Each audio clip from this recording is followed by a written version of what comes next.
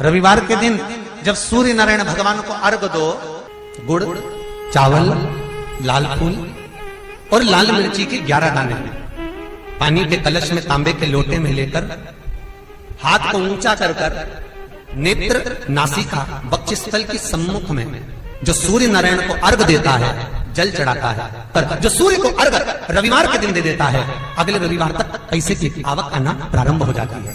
जो आज तक फोन नहीं उठाता वो फोन उठाना चालू कर देता है। एक बात और ध्यान से सुन लेना, जिसको कैंसर जैसी बीमारी हो, लीवर किडनी की बीमारी हो, डायलिसिस चल रहा हो या बीपी ज्यादा ऊंचा नीचा हो रहा हो, तो रविवार के दिन जब सूर्य नारायण भगवान को अर्घ दो, रविवार के दिन जब सूर्य नारायण भगवान को अर्घ दो, और रविवार के दिन जब सूर्य नारायण भगवान को अर्घ दोगे तो उसी तांबे के लोटे को धोना मत, रख देना, और उसी तांबे के लोटे को रविवार को सूर्य को अर्घ देकर वही तांबे के लोटे में फिर पानी भर लेना, और सोमवार के दिन उसी तांबे के लोटे से शंकर जी को जाकर जल चढ़ा देना, और उस पानी को लाकर थोड़ा सा आचमन कर लेना। बीपी और शुगर लेवल में आना प्रारंभ हो जाएगा। 2-4 हफ्ते कर देखो। सूर्य नारायण भगवान को रविवार के दिन पूजा जाता है। वैसे तो नियम से रोज जल चढ़ना चाहिए, पर अगर बीपी शुगर वाले हैं, आप रोज जल चढ़ा रहे हो तो रविवार सोमवार का ध्यान कर लेना। रविवार को चढ़ाए तो सोमवार को शिव जी को चढ़ाए, उसी तांबे के लोटे से, उसी पात्र से। और शिव जी के नयन अश्रु से रुद्राक्ष का वृक्ष हो गया, रुद्राक्ष का पेड़, और रुद्राक्ष के वृक्ष उत्पन्न हुआ, और उस रुद्राक्ष के वृक्ष से 1 मुखी से लेकर 14 मुखी तक रुद्राक्ष प्रकट हुआ। 1 मुखी से लेकर 14 मुखी।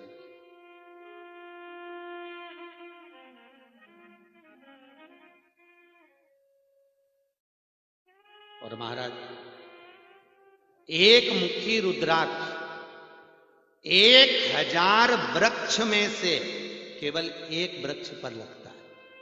कितने? जम के बोलिए। 1 मुखी रुद्राक्ष 1000 वृक्ष में से केवल 1 वृक्ष पर लगता है, और 1 वृक्ष में भी केवल 1 ही रुद्राक्ष लगता है, केवल 1 रुद्राक्ष।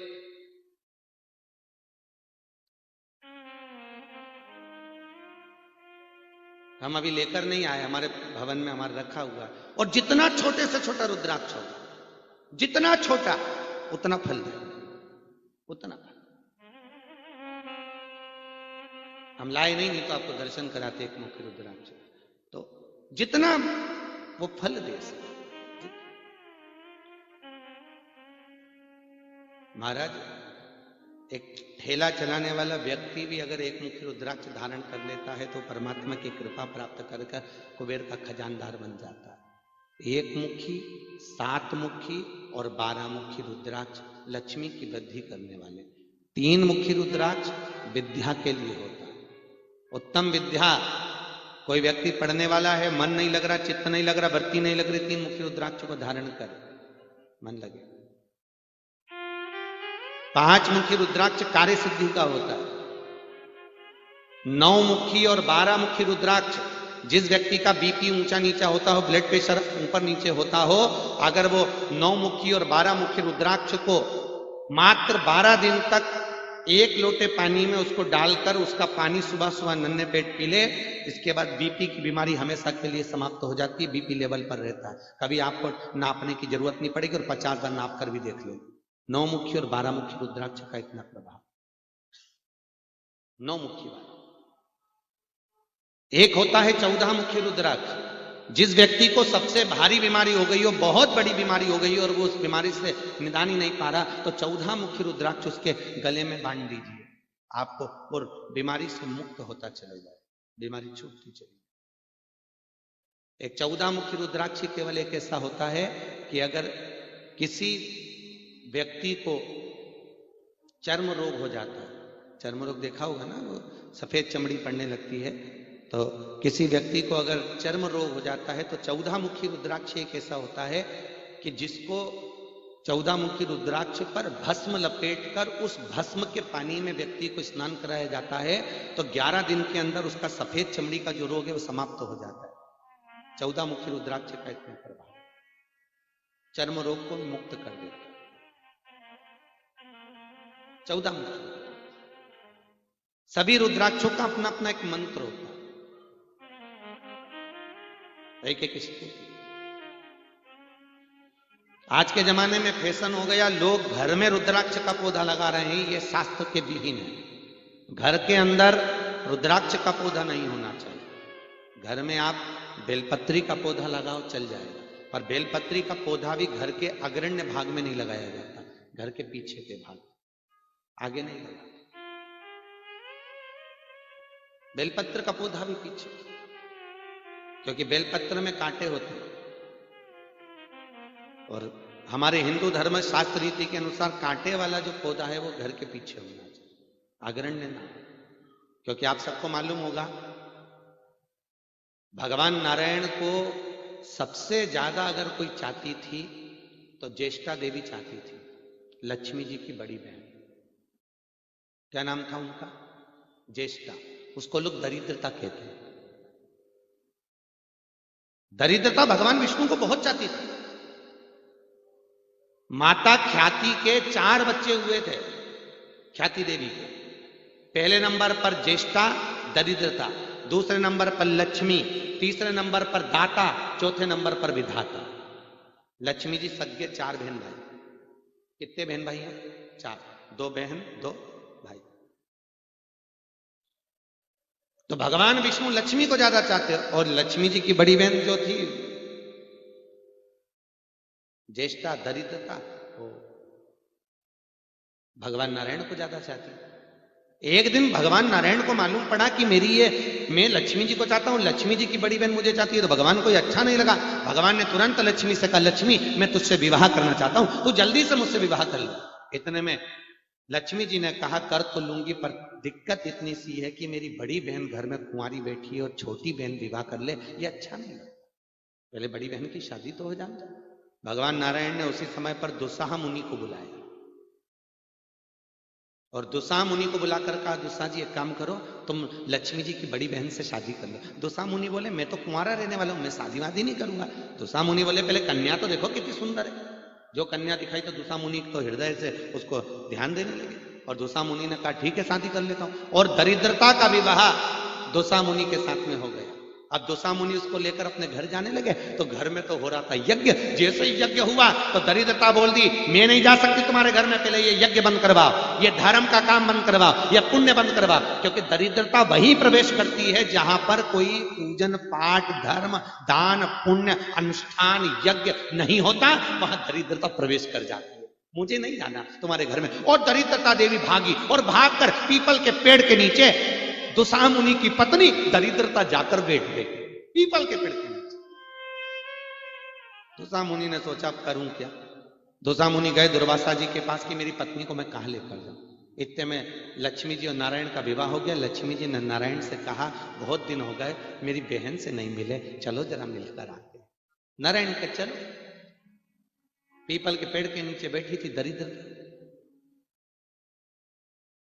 हमारे यहां इसलिए हिंदू धर्म में पीपल का पेड़ घर में नहीं लगाते, क्योंकि उसके नीचे दरिद्रता का निवास होता। दरिद्रता बैठी थी पीपल के पेड़ के नीचे,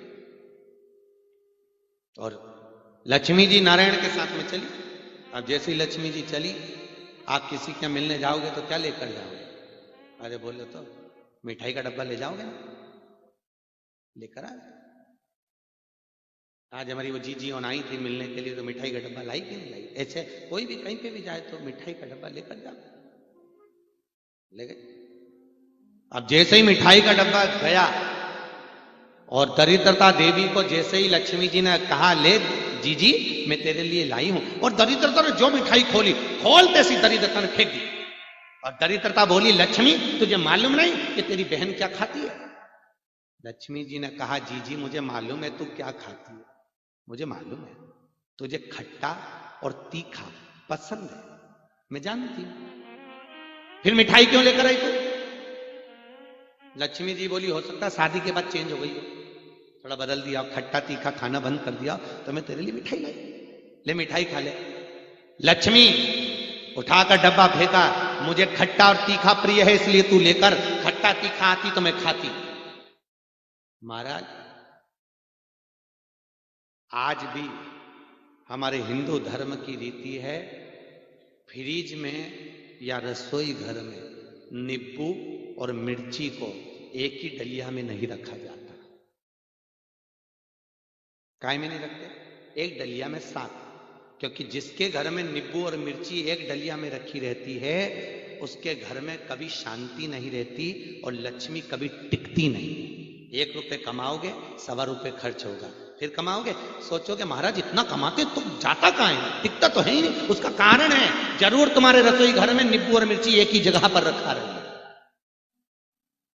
और इसलिए हमारे हिंदू धर्म की रीति है कि किसी की भी दुकान पर जाकर देखना, किसी के घर पर जाकर देखना, घर के बाहर, दुकान के बाहर लोग नींबू मिर्ची टांगते। काय के लिए टांगते? तो लोग कहते हैं नजर के लिए। नजर के लिए नहीं, लक्ष्मी और दरिद्रता दोनों सगी बहन हैं, दोनों प्रतिदिन हर व्यक्ति के घर में प्रवेश करती है, हर व्यक्ति की दुकान में आती है, और दोनों जब दरवाजे पर आती है तो जैसे ही दरिद्रता के लिए नींबू मिर्ची दरवाजे पर टंगा रहता है तो दरिद्रता दरवाजे से खा के बाहर चली जाती है और लक्ष्मी मिठाई खाने के लिए अंदर प्रवेश कर जाती है। इसलिए नींबू मिर्ची को दरवाजे पर रखा जाता है और मिठाई के डब्बे को फ्रिज में रखा जाता है कि लक्ष्मी अंदर आए और दरिद्रता बाहर से खाकर चली जाए।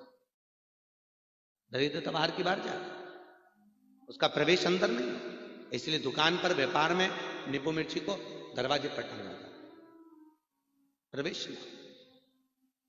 महाराज हमारे यहां बेटी को जब विदा करते थे तो 4 चीजें नहीं देते थे।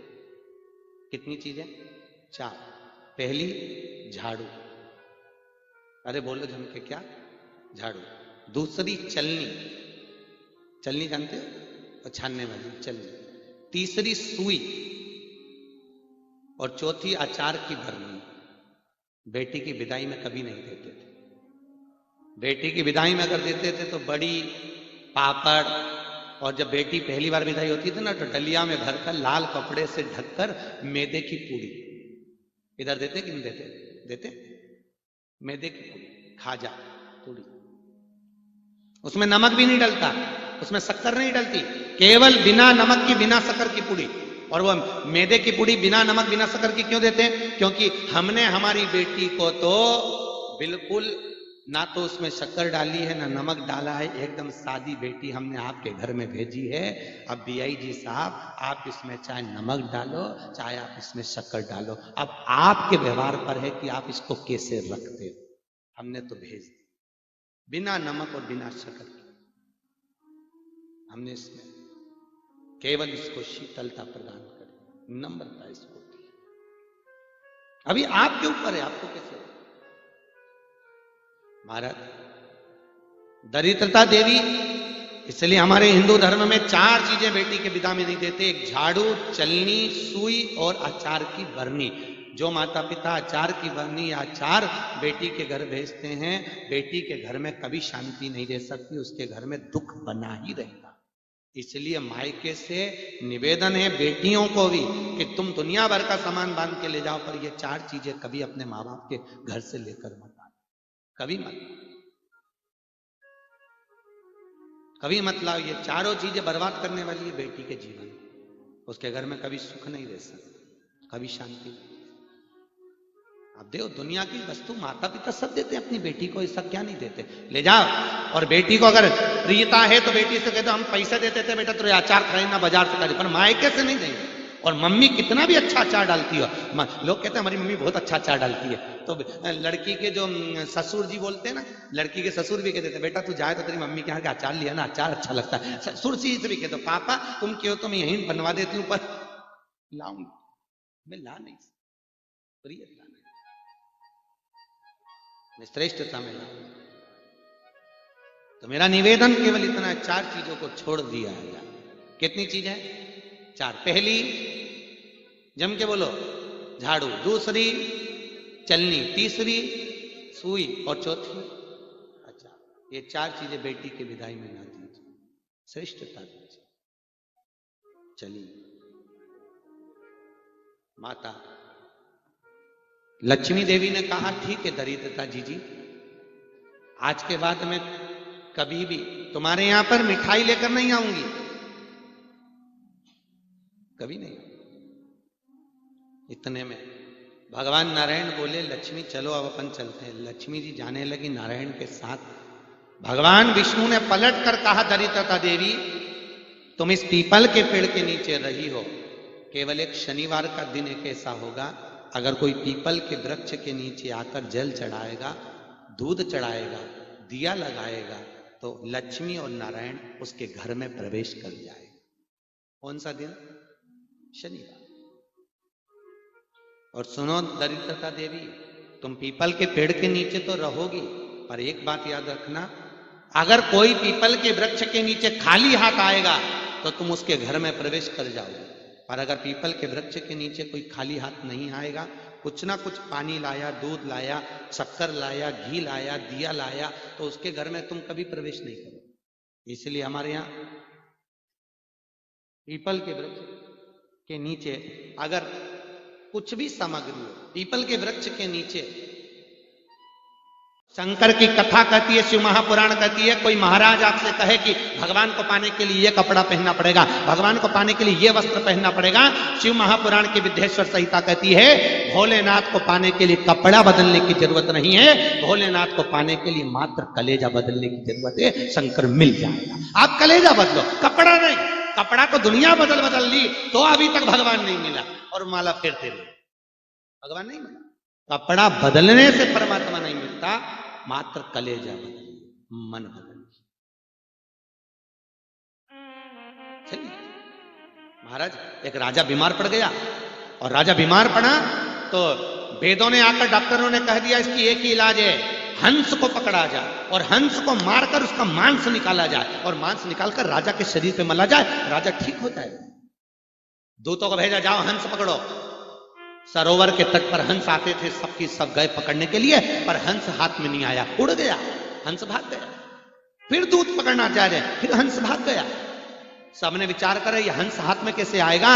तब किसी ने कहा एक काम करो, हंस हमेशा संत के पास रहते हैं, इसलिए संत का चोला पहनकर जाइए। हंस को पकड़ने के लिए वो राजा के दूतों ने संत का चोला पहन लिया और जाकर तप करने बैठ गए, तो हंस उनके पास आए। हंसों ने आपस में बात करा, ये वही राजा के दूत हैं। पर दूसरे हंसों ने कहा भले राजा के दूत है, पर चोला तो संत का पहना है, भले कुछ भी हो जाए पर चोले का सम्मान करना है, इसलिए चलो अपन पकड़ा जाते हैं, मर जाते हैं। संत के पास में हंस आ गए, पकड़ कर ले गए और उनको मारकर मांस राजा को मल दिया। पर शास्त्र कहता है, शास्त्र कह रहा है गति हंस की नहीं बिगड़ी है, गति उस चोला बदलने वाले की बिगड़ी है, जिसने धोखा दिया, जिसने छल करा, कपट करा, बेईमानी करी। इसलिए शिव महापुराण की कथा कहती है शंकर को पाने के लिए कपड़ा ना बदलिए, शिव को पाने के लिए कपड़ा बदलने की जरूरत नहीं है, शंकर को पाने के लिए मात्र कलेजा बदलिए। कलेजा बदलोगे शंकर सामने आ जाएगा। शंकर को छल प्रिय नहीं है, कपट प्रिय नहीं है, भगवान को बेईमानी प्रपंच प्रिय नहीं है। शंकर तो सीधे हैं, इसलिए उनको सीधे साधे लोग बड़े, उनको भोलापन। आप सहज रहिए, आप सहजता में रहिए, बड़े सहज।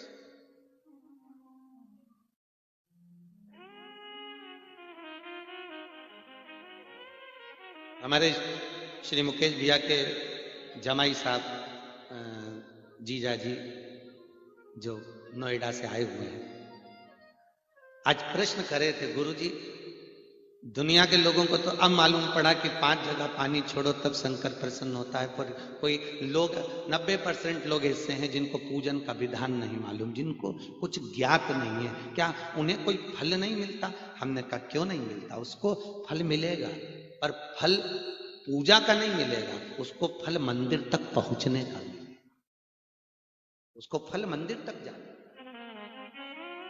उसको परमात्मा की चौखट तक का फल की अनुभूति है।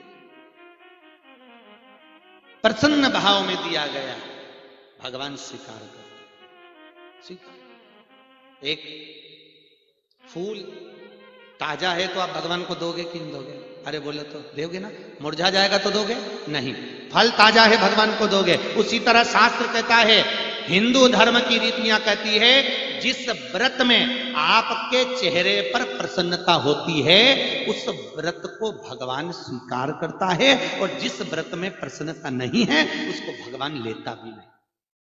कई व्रत ऐसे आते हैं जिसमें माताएं सुबेरे से तो अच्छी दिखती है, पर शाम होते होते एकदम मुंडा उतर जाता है। वो कौन सा व्रत है जिसमें माताएं चांद देखती है? हाँ, वो करवा चौथ का व्रत।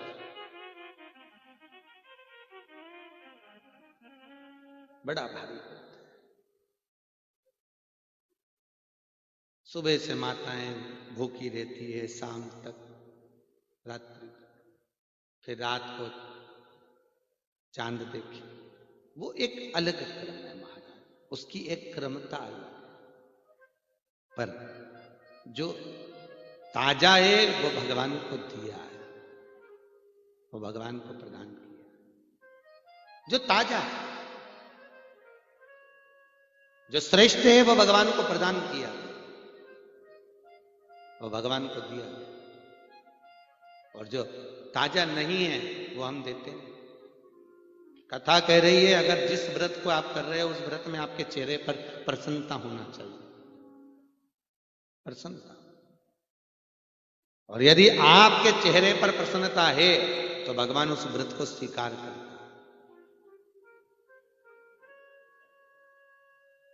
भगवान स्वीकारेगा। एक बार करवा चौथ का व्रत था, टीवी पे न्यूज आ रही थी, एक पति का इंटरव्यू लिया गया। वो बार बार ऊपर जा रहा था, छत पे नीचे आ रहा था। न्यूज वालों ने पूछा तुम बार बार ऊपर नीचे क्यों हो रहे हो? कि चांद देखने के लिए जा रहा हूं। तो न्यूज वालों ने पूछा व्रत किसका है? तो कि पत्नी का। तो तू क्यों जा रही है? कि सुबह से मेरे को भी कुछ नहीं दिया, के शाम को ही बनाएंगे, इसलिए भगवान से प्रार्थना कर रहा हूं तू निकल जा तो हमको भी कुछ मिल जाए। हमें पाने प्रसन्न है। और एक तीज का व्रत होता ना, हरतालिका तीज, माताएं करती हैं हरतालिका तीज। हरतालिका तीज के व्रत वाले दिन देखना, सुबह से माता इतनी प्रसन्न दिखेगी, बढ़िया। 12, 12:30, 1 बजे तक भी इनके चेहरे पर रौनक लिखती है। और 1 बजे के बाद मालूम पड़े पट्टा बांध के पलंग पे मिले पट्टा। भगवान भोलेनाथ भी के काय को व्रत कर लिया, तेरी जगह पर मैं कर लेता, तो काय करे। जो प्रसन्नता में दिया गया हो वो भगवान स्वीकार करे, भाव से दिया गया। भगवान नारायण के पास में देवऋषि नारद पहुंचे और देवऋषि नारद जी ने जाकर भगवान नारायण के पास पहुंचते से कहा श्रीमन नारायण। भगवान नारायण ने पूछा देवऋषि नारद कैसे आए हो? नारद जी बोले प्रभु आपको मालूम नहीं है, जिसको शंकर नहीं जीत पाए उसको मैंने जीता है, कामदेव को मैंने जीता। बस यही। अहंकार में 3 गए, धन, वैभव और वंश। ना मानो तो देख लो रावण, कौरव और कंस, ये अभिमत्ता में गए। अहंकार, अभिमान, जो किसी काम का नहीं है, उस अभिमान से परे रहिए। और जितना अभिमान से परे रहोगे, शंकर कहता है मेरे धाम में आने वाला अभिमान से परे है। दक्ष प्रजापति ने शंकर को श्राप दिया था, भोलेनाथ तुम मेरे सती के पति होकर, मेरे जमाई होकर तुमने मेरा अपमान करा, मैं तुम्हें श्राप देता हूं, तुम शमशान में निवास करोगे। कहां रहोगे तुम? शमशान। और भगवान शंकर तो पूरी सभा में उठकर नाचने लगे थे, खूब नाचे। तो किसी ने पूछा भोलेनाथ तुम्हारे को तुम्हारे ससुर श्राप दिए कि तुम शमशान में रहोगे और तुम नाच रहे? शंकर भगवान बोले मेरे ससुर जैसा दुनिया में कोई नहीं हो सकता, मुझे प्लाट भी ऐसी जगह दिलवाया जहां कोई कब्जा नहीं कर सकेगा। भोलेनाथ बोले मुझे प्लाट भी ऐसी जगह दिया जहां कोई कब्जा ही नहीं करेगा। शंकर जी नाच रहे, प्रसन्न। और उसका नाम क्या है? कहां रहते हैं शंकर भगवान? शमशान। शमशान का मतलब जानते हो? जहां सबकी शान सम हो उसका नाम शमशान। अमीर भी जाए तो सफेद कपड़े में, गरीब भी जाए तो सफेद कपड़े में। अमीर भी जाए तो बांस पर, गरीब भी जाए तो बांस पर।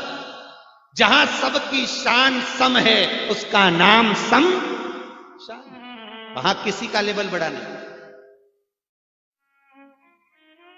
पूरी जिंदगी कंपनी का माल पहनते हो, हम भैया कंपनी के कपड़े पहनते हैं, हम कंपनी के जूते पहनते हैं, हम ट्रेडमार्क का माल पहनते, हम कंपनी कंपनी कंपनी का पहने, कंपनी का सामान, ट्रेडमार्क का सामान, ये लाए वो लाए, पूरी दुनिया में कंपनी का काम करा, पर जब प्राण छूटे तो जो कपड़ा उड़ाया वो कंपनी का नहीं था।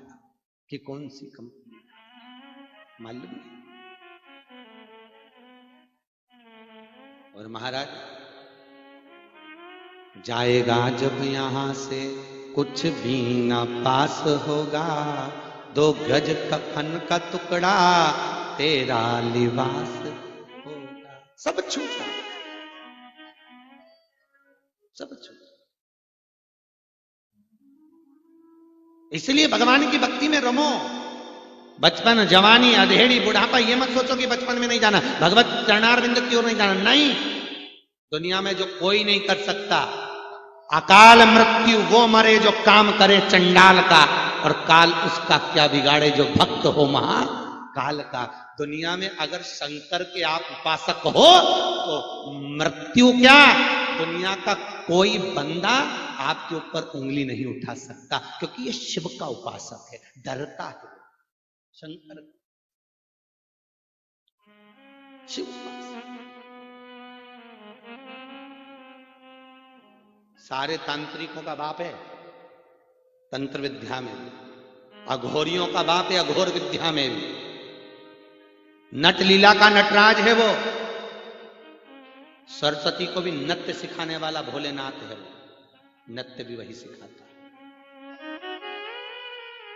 भगवान कृष्ण को वेणु का नाद कराने वाला, पहली बंसी प्रदान करने वाला वही है।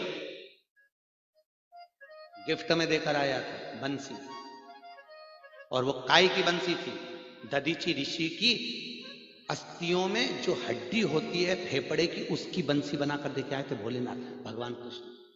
गिफ्ट ले लीजिए, इसका नाद करिए। वो नहीं था,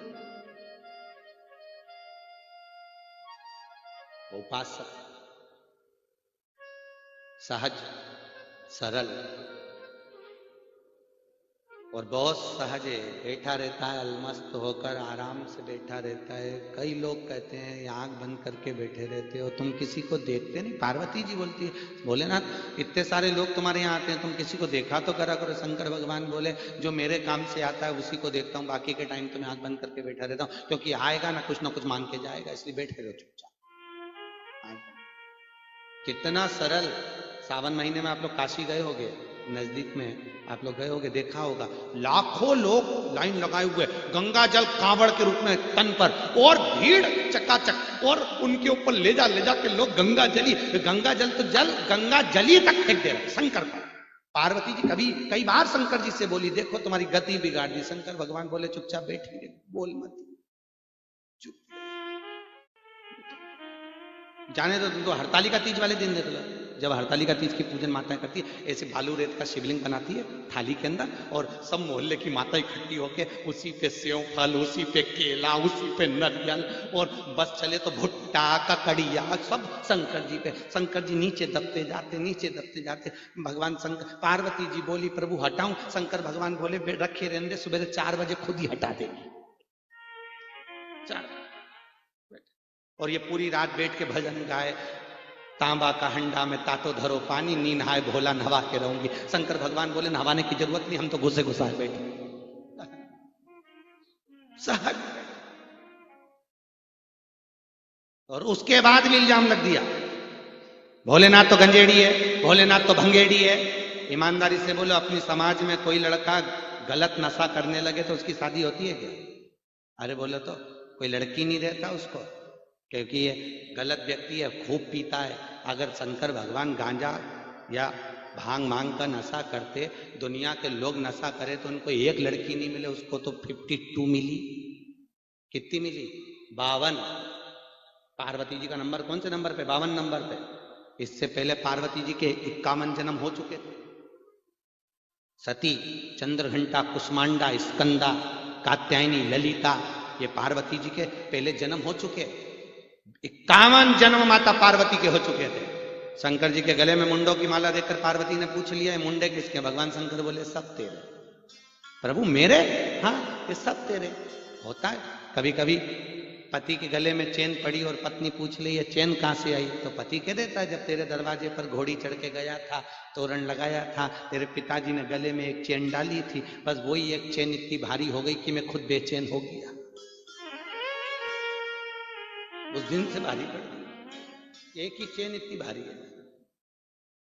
तो पार्वती जी पूछ ली ये तुम्हारे गले में मुंडे किसके? शंकर भगवान बोले सब तेरे। तो मेरे इतने सारे, हाँ तू हर बार जन्म ली मर गई, तो तुम्हारे इतने मुंडे में एक आध मुंडा तो तुम्हारा होगा। शंकर भगवान बोले हमारे प्राण ही नहीं छूटे। तो पार्वती जी बोली तुम्हारे प्राण नहीं छूटे, तुमने ऐसा क्या खा पी रखा? शंकर भगवान बोले हमने अमर कथा सुन रखी, अमर कथा। पार्वती जी बोली हम भी सुनेंगे। शंकर भगवान बोले इतने जो जन्म हुए तेरे, हर बार तू यही बोलती और सुन ही नहीं पाती। कई बार आप लोगों के मन में प्रसंग होता मैं तो पूरी 5 दिन शिव पुराण सुनूंगी, मन में तो सोच लिया, पर जैसे ही निकल रही थी इतने में मामा जी आ गए, रुको चाय माय पिलाओ, शिव पुराण में मत पहुंचो। कथा में हमारा पाप हमको जाने नहीं देता, हमारा पाप पहुंचने नहीं देता। महाराज कथा भगवान देवऋषि नारद ने जैसे कहा, नारद जी जैसे ही बोले भगवान नारायण ने कहा देवऋषि नारद क्या बोल रहे हो? प्रभु जिसको शंकर नहीं जीत पाए उसको मैंने जीता। भगवान नारायण तुरंत उसी समय पर देवऋषि नारद से कहे ठीक है आप जाइए। नारद जी जिस जगह पर बैठे थे भगवान नारायण ने लक्ष्मी से कहा जल्दी से गोबर ला और लीप दे, जल्दी लीप। लक्ष्मी जी ने पूछा क्यों? वो देवऋषि नारद यहां बैठ के निंदा करके गया। निंदा करने वाला, निंदा सुनने वाला, दोनों में महापापी होता है सुनने वाला। पार्वती दूसरी बार ऐसा कर्म ना हो इसलिए तो इसको लीप दे, गोबर से लीपा। देवऋषि नारद गए, भगवान नारायण ने इसके अहंकार को तोड़ने के लिए बीच में एक नगरी का निर्माण कर दिया जिसके राजा थे सीलनिधि, उनकी कन्या का स्वयंवर था। और देवऋषि नारद ने जाकर कन्या को देखा तो मन में सोचा सबका विवाह हो गया, मैं कुंवारा रह गया, मेरी और शादी हो जाए। तो भगवान से कहा मेरा इतना सुंदर स्वरूप बनाओ, भगवान से कहा मेरा ऐसा स्वरूप बनाओ जिसमें मेरा हित हो। भगवान ने कहा तेरा हित होगा वही स्वरूप बनाऊंगा। और निंदा करने वाले का मुंह कौन सा होता है? तो कहा एक निंदा शंकर भगवान के ससुर ने करी थी तो बकरे का मुंह लगा था, एक निंदा देवऋषि नारद ने करी थी तो बंदर का मुंह लगा, बंदर का मुंह लगा। शंकर की निंदा करने वाला पशु का जन्म लेता है, अगला जन्म उसका पशु का होता है। निंदा इसलिए शंकर की कहीं निंदा होती हो या शंकर की कोई बुराई करता हो तो या तो वहां से उठ के चले जाओ या फिर जवाब दो, पूर्ण जवाब, रुकना नहीं, पूर्ण जवाब दो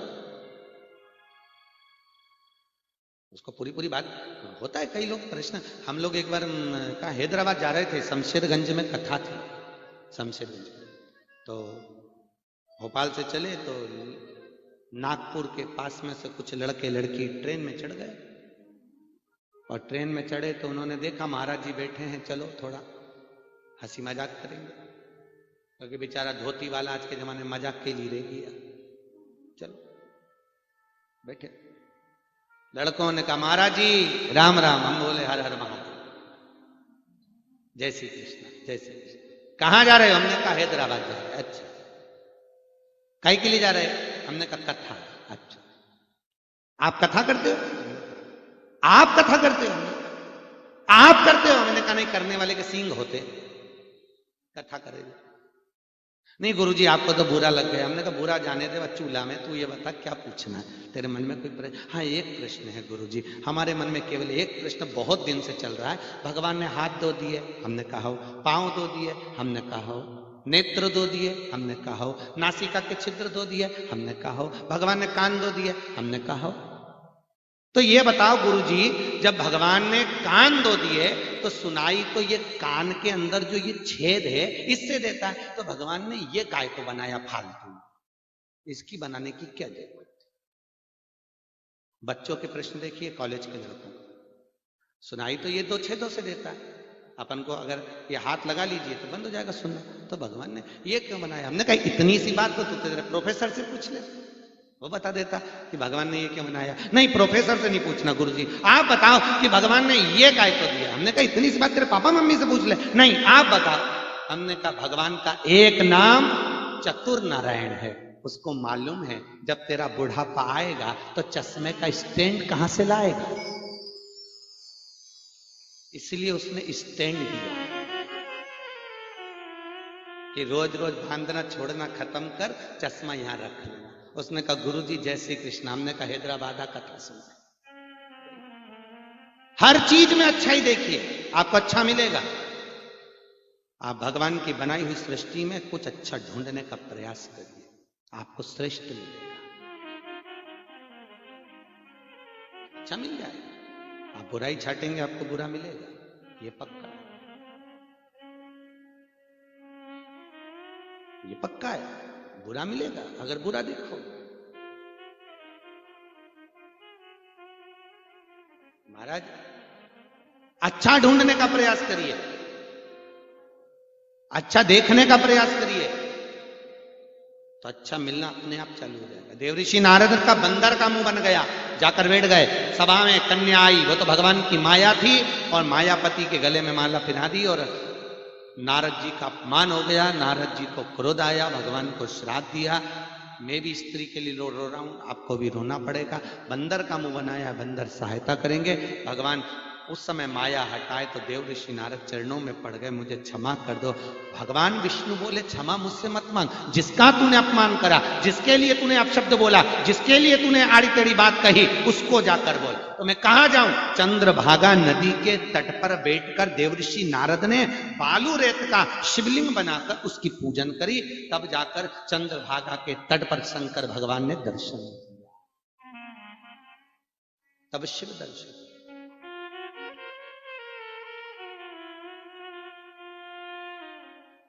इसलिए शास्त्र कहता है, भगवान शिव की कथा कहती है महाराज, भगवान शिव देवऋषि नारद को दर्शन दिए, और भगवान देवऋषि नारद को दर्शन देकर चले। ब्रह्मा जी को बुलाया शंकर भगवान ने, और ब्रह्मदेव से कहा तुम सृष्टि की रचना प्रारंभ करो, सृष्टि की रचना करिए।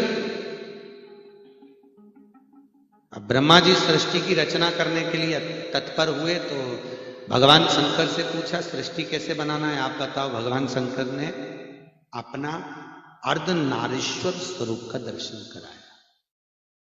कौन से स्वरूप का दर्शन है? अर्धनारीश्वर। अर्धनारीश्वर स्वरूप का दर्शन कराकर ब्रह्मा जी से कहा आधे पुरुष आधे स्त्री बना दीजिए। शंकर भगवान का कहना था कि थोड़े पुरुष बना दो, थोड़े स्त्री बना दो। अब जैसे अर्धनारीश्वर स्वरूप का दर्शन दिया और भगवान शंकर दर्शन देकर चले गए, इतने में ब्रह्मा जी ने सृष्टि की रचना कर दी। अब उन्होंने आधे पुरुष और आधे स्त्री बना दिए। तो आधे पुरुष और आधे स्त्री बनाए तो भगवान शंकर और भगवान विष्णु दोनों घूमते हुए पृथ्वी पर जब आए, आकर देखा तो यहां तो जितने मिले सब किन्नरी किन्नर दिखे, सारे किन्नर। और किन्नरों को देखकर भगवान नारायण हंस दिए। भगवान विष्णु हंसकर बोले देखा भोलेनाथ जी, ब्रह्मा जी ने सृष्टि की रचना करी है, चारों तरफ किन्नरी किन्नर बना दिए। शंकर भगवान ने ब्रह्मा जी को बुलाया, ये क्या बना दिया आपने? शंकर भगवान बोले आप ही ने आधा पुरुष आधा स्त्री बनाने का बोला था, तो मैंने पुरुष और स्त्री जोड़ के बना दिया। भगवान शंकर बोले हमने कहा था आधे पुरुष मतलब थोड़े पुरुष बना दो, थोड़ी स्त्री बना दो, पर तुमने तो उनको भेला करके बना दिया, किन्नर बन गई। भगवान विष्णु को हंसी आ गई,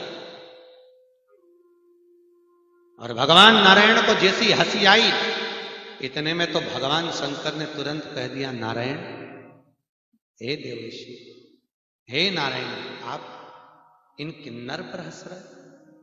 किन्नर इन पर क्यों हंस? इन किन्नरों पर हंसने का कारण क्या है? ये ब्रह्मा जी से गलती हुई है, हो गई। सुनो नारायण, शंकर भगवान बोले हे नारायण, आप इन किन्नर पर हंसे हो, इसलिए आपको भी पृथ्वी पर जन्म लेकर एक बार किन्नर बनना पड़ेगा। किनको बनना पड़ेगा? भगवान विष्णु। और आपने कभी भागवत जी अगर सुनी होगी तो भागवत जी में पंडित जी ने बताया होगा आपको कि भगवान विष्णु किन्नर बने थे पृथ्वी पर आकर। कब? कथा याद करिए, पांडवों का चरित्र। और द्रौपदी विवाह कर कर आई और माता कुंती ने कह दिया पांचों से पांचों बांट लो, पांचों बांट लीजिए। इतने में अर्जुन ने कहा कुंती के शब्द सुनकर द्रौपदी तुम्हें 5 पतियों की पत्नी बनना पड़ेगा। द्रौपदी कहती है मैं 5 पतियों की पत्नी बनने को तैयार हूं, पर शर्त मेरी केवल इतनी सी है, एक एक पति के साथ में मैं 1-1 वर्ष तक रहूंगी, और यदि जिस पति के साथ में मेरे रही हूं उस पति के कमरे में अगर कोई दूसरा पति आ गया तो उसको 5 साल के लिए बन जाना पड़ेगा। अगर मैं मंजूर कर रही हूं तो आप भी मंजूर करें। पांचों भाइयों ने कह दिया ठीक है मैं मंजूर है। अगर कोई कक्ष में प्रवेश करता है तो हम वन को जाएंगे। अब एक बार एक सिंह एक ब्राह्मण के बच्चे को उठाकर ले गया और ब्राह्मण आकर दौड़कर बोला अरे अर्जुन मेरे बेटे को अरे शेर उठाकर ले गया, अर्जुन बचा ले। अर्जुन ने कहा मेरा गांडीव कहां है? अर्जुन गया गांडीव को लेने के लिए। उसको नहीं मालूम कि आज भीम का 1 वर्ष चल रहा है उस कमरे में। और तुरंत उसी समय पर अर्जुन प्रवेश कर गया। जैसे ही प्रवेश करा गांडीव को तो ले गया, ब्राह्मण के बच्चे को बचा भी लिया, पर द्रौपदी ने हाथ जोड़कर कह दिया अब तुम्हें 5 साल के लिए वन जाना पड़ेगा। और अर्जुन 5 वर्ष के लिए वन चले गए। तो अर्जुन वन में जाकर एक नागों की कन्या उलूपी के साथ में अर्जुन ने शादी कर ली और अर्जुन का एक लड़का हो गया जिसका नाम था अरावन। क्या नाम था? अरावन। अर्जुन का एक बेटा हो अरावन। अर्जुन वापिस आ गए और वापिस आए अर्जुन निवास किया। जब कौरव और पांडवों का युद्ध प्रारंभ हुआ तो युद्ध की भूमि को प्रसन्न करना है, और युद्ध की भूमि को प्रसन्न करने के लिए, चंडी देवी को प्रसन्न करने के लिए कौरव और पांडवों में से एक-एक परिवार में से एक-एक व्यक्ति की बलि देना जरूरी थी। अब कौरव तो खुश हो गए कि हम तो 100 में से 1 बलि में चढ़ भी गया तो 99 बच जाएंगे, पर पांडवों में से अगर 1 बलि में मर गया तो बचे कितने? 4।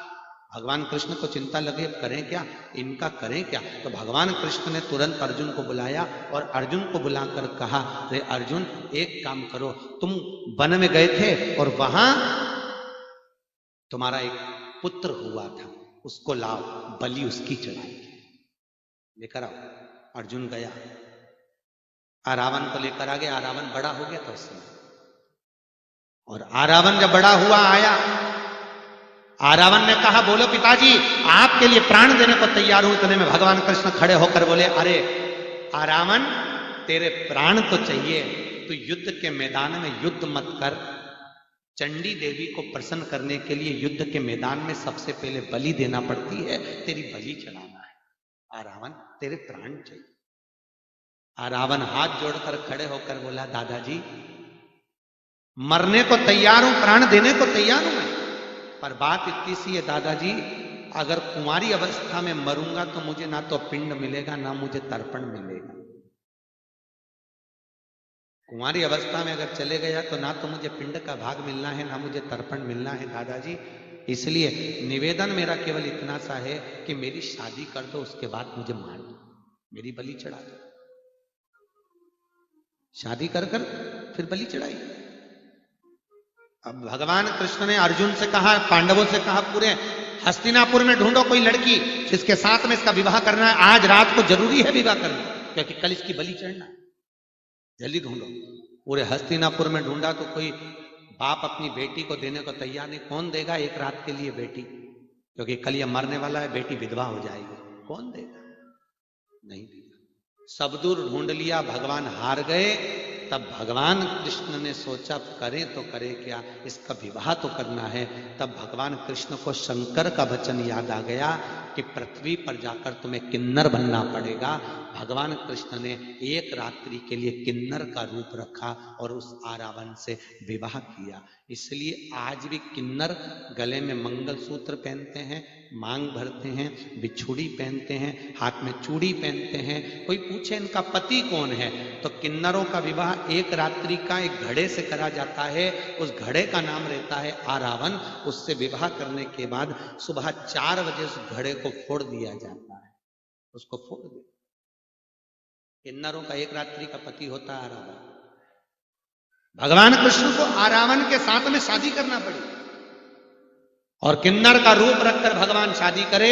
सवेरे आरावन की बलि चढ़ गई और भगवान रोते पड़े, भगवान के नैनों में जल भर गया। भगवान को भी शंकर के वचन से मेरे नारायण को किन्नर का रूप लेना, किन्नर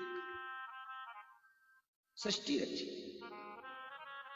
महाराज शंकर भगवान के सारे स्वरूप, पूरे स्वरूप के फोटो आप घर में लगाइए, पर अर्धनारीश्वर स्वरूप का फोटो कभी घर में नहीं लगता। कौन सा फोटो? जम के बोलिए जरा, अर्धनारीश्वर। भगवान शंकर का अर्धनारीश्वर स्वरूप का फोटो घर में कभी नहीं लगेगा,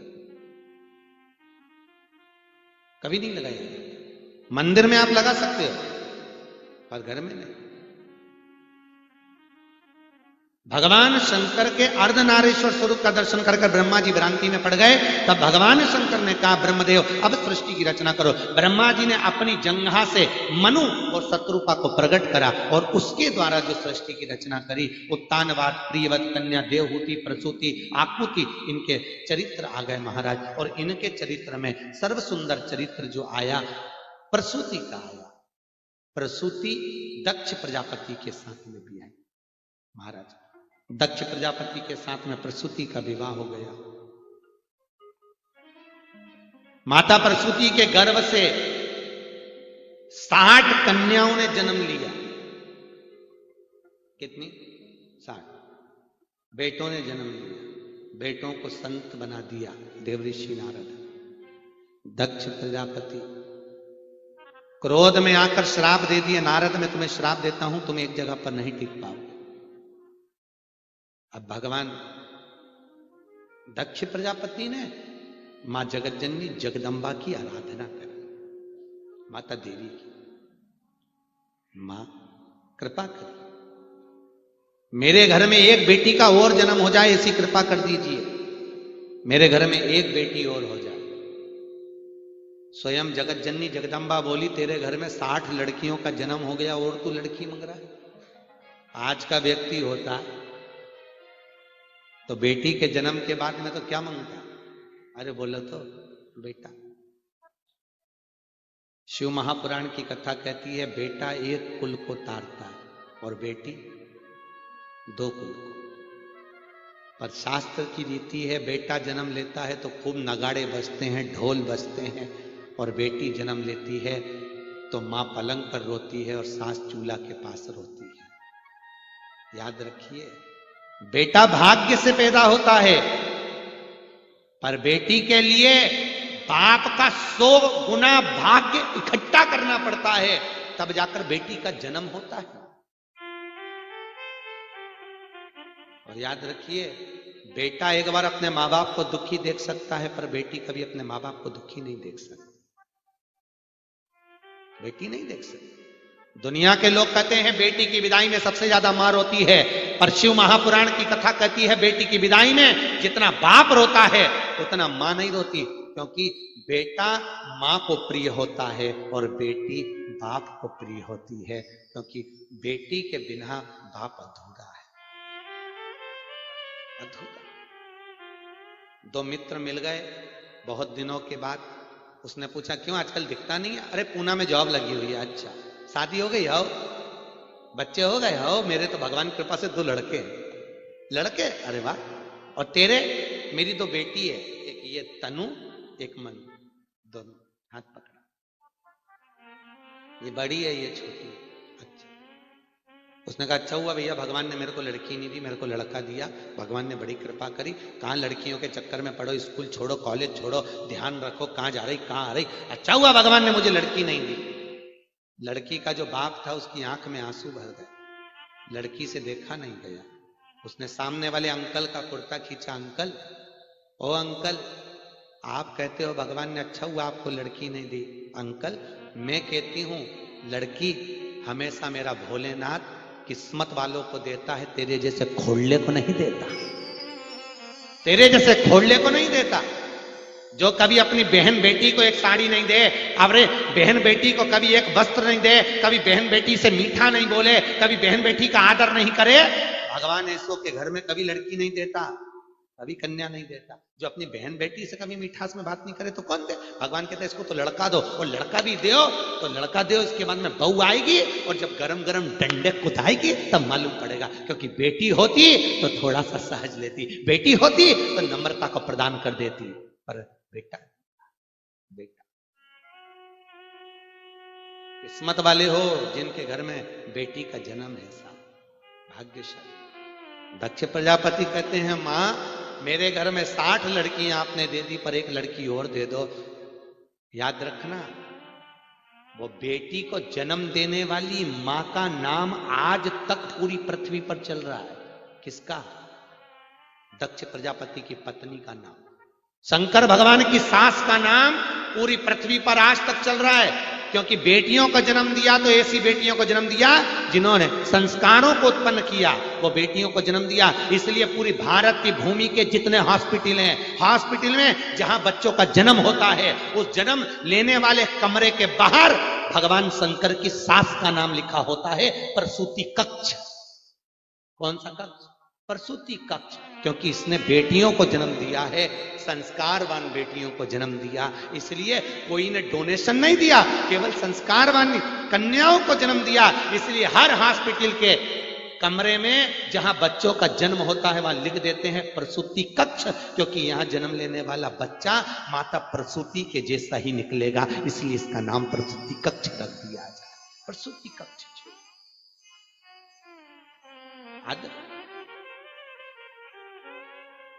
मुझे एक बेटी और दे, मेरे घर में एक लड़की और हो जाए, आप कृपा करिए। क्या करोगे बेटी का?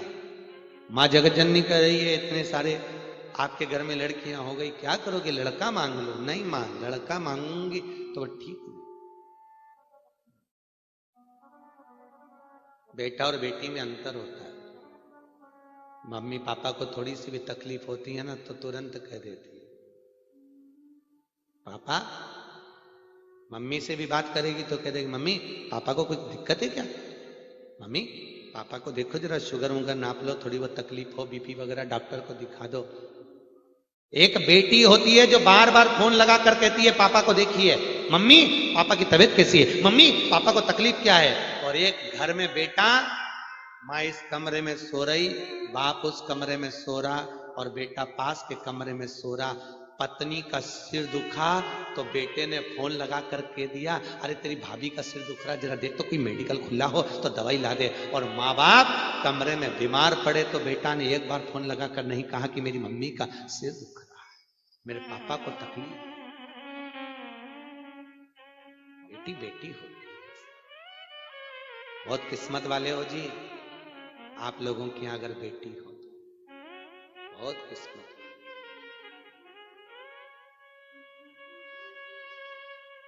तीन के भाग्य का धन हर व्यक्ति को मिलता है। कितने भाग्य का? 3। पहला बहन बेटी के भाग्य का। अगर किसी लड़की ने आपके यहां जन्म लिया है, कोई बहन बेटी आपके यहां आ रही है तो उसके भाग्य का धन तुमको जरूर मिलेगा। 3 के भाग्य का धन हर व्यक्ति को मिलता है। पहला बहन बेटी के भाग्य का, दूसरा गौ माता के भाग्य का, तीसरा संत ब्राह्मण के भाग्य का। ये 3 भाग्य के अनुकूल। अगर आप लोगों ने भीष्म गीता पढ़ी हो तो भीष्म गीता में अर्जुन को ज्ञान देते समय भीष्म पितामह ने कहा था सुन अर्जुन, 4 तरह का भोजन बेकार होता है। कितने तरह का भोजन बेकार है? 4। अर्जुन, पहला भोजन, जिस भोजन की थाली में कोई ठोकर मार दे वो नाली में पड़े हुए कीचड़ के बराबर होता है। कौन सा भोजन? जम के बोलो। ठोकर लगा हुआ। और नाली में पड़े हुए कीचड़ के बराबर है। अर्जुन, दूसरे नंबर का भोजन, किसी भोजन की थाली को अगर कोई लांग कर चले गया तो वो भ्रष्टा के बराबर होता है, गंदगी के बराबर। तीसरे नंबर का भोजन, अगर किसी भोजन की थाली में बाल पड़ा है, केश पड़ा है, तो वो दरिद्रता प्रदान करता है। और अर्जुन सुन, चौथे नंबर का भोजन, अगर पति और पत्नी एक ही थाली में बैठकर भोजन कर रहे हो तो वो मदिरा के तुल्य होता है। अर्जुन, वो मदिरा के तुल्य है। और सुन अर्जुन, एक भोजन वो, अगर बाप भोजन कर रहा है और बेटी अगर कुंवारी है तो पापा के साथ में बैठकर भोजन करे तो उस बाप की कभी अकाल मौत नहीं होती, क्योंकि बेटी काल का हरण कर लेती है। बेटी काल को हरती है। बेटा बाप के साथ भोजन करे तो काल का हरण नहीं कर सकता, पर बेटी जब तक कुंवारी रहे अपने पापा के साथ भोजन करे तो वो काल का हरण करेगी। उसके बाप की अकाल मौत नहीं हो सकती कभी भी। अगर बेटी के साथ बाप भोजन कर रहा है, कुंवारी अवस्था में बेटी है, बेटी की शादी हो गई फिर वो भले अलग खाए, पर जब तक कुंवारी रहे तब तक पापा के साथ भोजन करे, एक काल का हरण करे। पर ना जाने दुनिया के लोगों को क्या हो गया, बेटा प्रिय है और बेटी नहीं। हम कई जगह पर जाते हैं महाराज, हम उनसे पूछते हैं कितने बच्चे हैं? महाराज जी मेरे 2 लड़के। अच्छा, कहाँ हैं? मधेश में। और तुम दोनों? फ्लैट में। हम दोनों क्या मतलब? मुझे वो सुरेंद्र शर्मा की कविता याद आ गई। कवि सुरेंद्र शर्मा, एक बार उनका इंटरव्यू हुआ और इंटरव्यू में उनसे पूछा गया तुम्हारे बच्चे कितने कितने? 1। अच्छा, क्या पढ़े? एक बार वो 11th क्लास में 93% ले आया। फिर मैंने जूता उठा के खूब मारा। तो अच्छा तो लाया, तो फिर काय को मारा? उसको मारने की जरूरत क्या थी कि 93 क्यों लाया? दूसरी बार 12th में वो 52% लेके आया। मैंने पूरे मोहल्ले में लड्डू बंटवाया। मेरा बेटा 52 लाया, पूरे मोहल्ले में लड्डू बंटवाया, तो अब तो कम लाया। सुरेंद्र शर्मा बोले अगर वो 93 लाता जाता तो मुझे छोड़कर कहीं विदेश भाग जाता। अब 52 लेकर आया है तो मेरा गांव छोड़कर भी कहीं नहीं भाग सकता। औलाद मैंने अपने लिए पैदा करी कि दुनिया के लिए पैदा करी? जो मेरी सेवा नहीं करे तो वो औलाद किस काम की? उस औलाद का मतलब बड़ा कि बेटा इंग्लैंड में, बेटी है न्यूयॉर्क, और ब्राइट बच्चों के लिए हुआ बुढ़ापा ढार। ओ काका क्या करोगे, ये रुपया कहां धरोगे? इस धन का उपयोग क्या? बेटा वहां, बेटी वहां, मेरा वहां, और दोनों डोकरा डोकरी पड़ोसी से कह रहे हमारे यहाँ गुरुजी आया, जरा सी दूध की थैली ला दे, हमारे यहाँ मेहमान आए तो ये ले दे। पड़ोसी के बच्चों के प्राण खा रहे और खुद के बच्चे पढ़ लिख के विदेश का, और पड़ोसी के बच्चे जा हमारी दवाई ला दे, जा हमारी सब्जी ला दे, जा हमारा ये ला दे। तो हमने कहा काम करो, पड़ोसी का बच्चा इतना काम कर रहा है तो जमीन जायदाद आदि पड़ोसी के बच्चे जमीन जायदाद तो उसी को देगी जो कभी नहीं पूछा, कभी जिसने कभी आदर नहीं करा। और कई बहुएं आती हैं बाहर से, दिवाली के टाइम पे आती हैं और सिर पे पल्लू लेके मम्मी जी मम्मी जी मम्मी जी करके चौकटा दिखा के 25-50 हजार लेके फिर उड़ जाए, फिर अगली दिवाली पे आए और मम्मी को बहुत अच्छा लगे मेरी बहू मेरी बहू। काहे की बहू? जो सेवा नहीं करे। आग लगे ऐसी बहू को, ना करे ऐसी बहू का क्या मतलब? महाराज उस बहू का सार तत्व क्या? जो सेवा के भाव में न लगी होती। बहुत सुंदर पद कि बेटा डॉलर में बंधा 7 समंदर पार। महाराज बेटा डॉलर में बंधा 7 समंदर पार। चिता जलाने बाप की आए पड़ोसी 4। और काका क्या करोगे, ये रुपया कहां धरोगे? किस काम का वो धन कि बेटा इंग्लैंड में, बेटी है न्यूयॉर्क, और ब्राइट बच्चों के लिए हुआ बुढ़ापा डार। क्या मतलब? वो जीवन किस काम का? खूब पढ़ाओ बच्चों को, हम भी कह रहे हैं खूब पढ़ाओ, इंजीनियर, डॉक्टर, सीए सब बनाओ, पर निवेदन है उससे पहले शिव महापुराण की कथा करिए।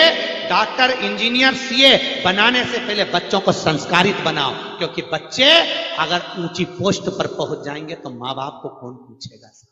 माँ बाप को कौन? तो क्या कहते हैं बच्चे आज के जमाने में, क्यों तुम यहां रह रहे हो, तुम्हारे मम्मी पापा वहां पड़े हुए हैं, तुम उनकी सेवा कौन करता है? हमने नौकर रख दिया। कौन रख दिया? नौकर। तो नौकर माँ बाप की सेवा कर रहा है? माँ बाप कौन? हमने पूछा अगर नौकर तुमने माँ बाप के लिए रखा है तो एक बात बताओ, दीपावली पे तिजोरी की सफाई करते हो तो नौकर करता है कि तुम करते हो? अरे बोला तो नहीं महाराज, तिजोरी की सफाई तो हम करते हैं। तो महाराज जैसे तिजोरी की सफाई तुम करते हो, उसी तरह माता पिता घर की वो तिजोरी है जिसकी देख रेख घर के बच्चों को करना चाहिए। बहू करेगी तो उसकी भी बहू आएगी तो वो करेगी। जैसा करोगे वैसा अच्छा करिए। कई माताएं कहती हमारी सास तो हमको बहुत गाली देती महाराज जी, हम तो उसका मुंह देखना पसंद नहीं करते। हमने कहा को नहीं पसंद करती? क्यों पसंद नहीं करती? एक कथा नहीं सुनी क्या? एक राजा को मालूम पड़ा कि हमारे नगर में एक व्यक्ति ऐसा है, इसका मुंह देख लो सुबह से खाना नहीं मिले। राजा को मालूम पड़ा हमारे नगर में एक व्यक्ति ऐसा है, इसका मुंह देखो तो सुबह से भोजन नहीं मिलता, खाना नहीं मिलता। राजा ने कहा आज मैं भी जरा मुंह देखकर देखूं, लोग जबरदस्ती नाम बदनाम करे बेचारे का। उसको बुलाया, उसका मुंह देख लिया राजा ने। मुंह देखा तो सुबह से राजा को इतना काम आया, इतना काम आया कि शाम तक उसने रोटी नहीं खाई। राजा शाम को गया और पत्नी ने कहा आज तो तुम्हारे मुंह में भोजन का एक निवाला नहीं गया। राजा ने कहा वो खोड़ले का मुंह देखा ना,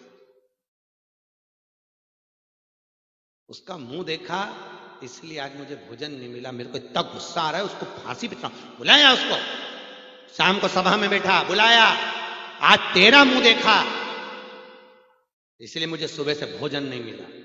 तू बहुत बड़ा खोड़ला है, तेरा मुंह सुबह से कोई देख ले तो उसको रोटी नहीं मिले, आज मुझे नहीं मिला,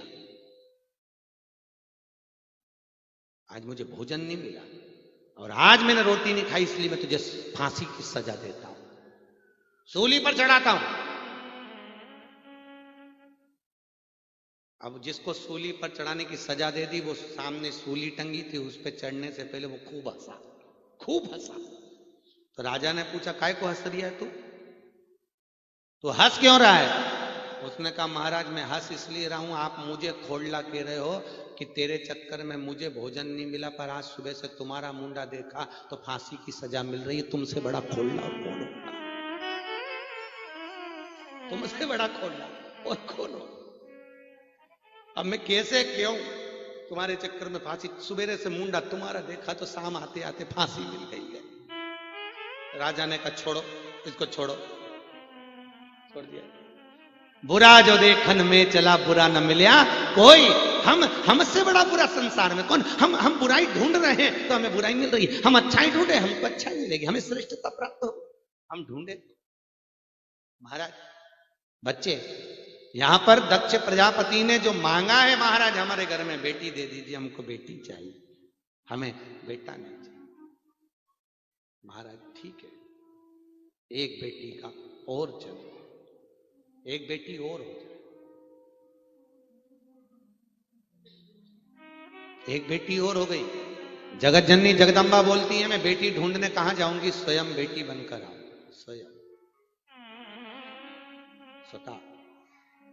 स्वयं बेटी के रूप में। और मां जगत जननी जगदम्बा खुद बेटी के रूप में जन्म ली और दक्ष प्रजापति के यहाँ सती बनकर जन्म ले ली। बोल सती माता की। मां सती के रूप में जन्म ली है। चारों तरफ सुख समाहित हो गया, चारों तरफ आनंद स्थापित हो गया। दुनिया के लोग मां सती का स्मरण करने, मां सती कि लहंगा भी लाल तेरी चूनर भी लाल है, लहंगा भी लाल तेरी चूनर भी लाल है, ओ मैया श्रृंगार तेरा लाल है, ओ मैया श्रृंगार तेरा लाल है, ओ मैया श्रृंगार तेरा लाल है, ओ मैया श्रृंगार तेरा लाल। सब गाइए, प्रेम से गाइए।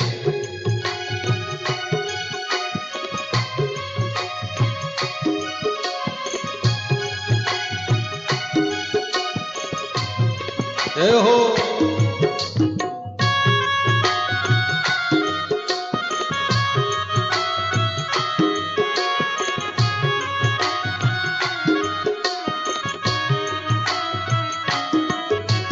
चूड़ा भी लाल तेरा गजरा भी लाल है, चूड़ा भी लाल तेरा गजरा भी लाल है, चूड़ा भी लाल तेरा गजरा भी लाल है, चूड़ा भी लाल तेरा गजरा भी लाल है, ओ मैया श्रृंगार तेरा लाल है, ओ मैया श्रृंगार तेरा लाल है, ओ मैया श्रृंगार तेरा लाल है, ओ मैया श्रृंगार तेरा लाल है। बड़े भाव से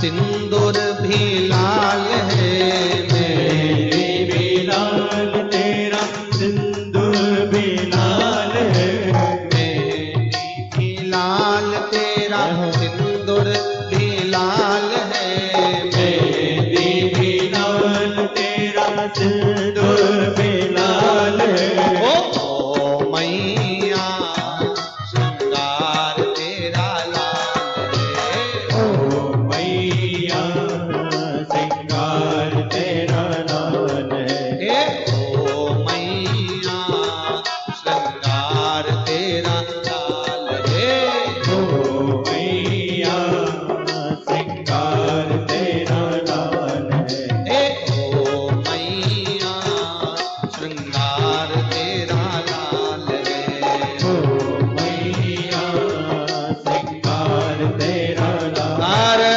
हर महादेव। भगवान शिव की कथा कहती है, जगत जननी जगदम्बा अम्बा माता सती के रूप में मां अम्बे स्वयं दक्ष प्रजापति के घर में प्रसूति माता के गर्भ से जन्म, माता प्रसूति के गर्भ से। महाराज